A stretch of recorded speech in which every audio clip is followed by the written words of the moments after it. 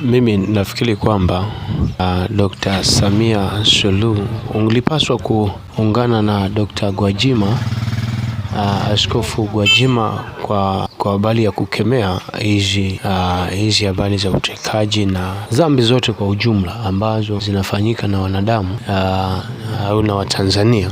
Yako maasi ambayo yapo, na ndio maana tunaona kabisa kuna vyombo vya dola kama askari polisi wapo kwa ajili ya kuhakikisha kwamba usalama ndani ya nchi yetu unakuwepo.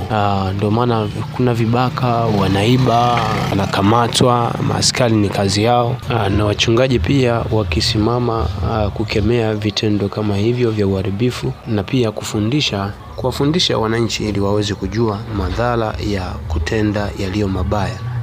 Na watu wengi wamekuwa wakifundishwa na wachungaji na wanabadilika. Tunapata watu ambao wanafundishwa wanaelewa.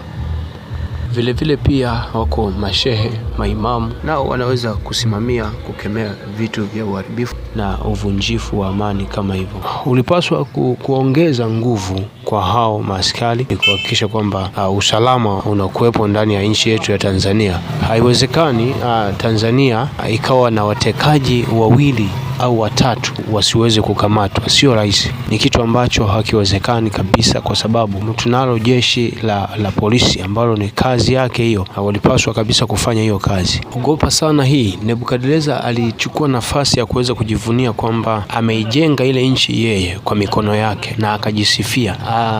Kitendo cha kujisifu ni Mungu anaghadhibika sana, anakasirika.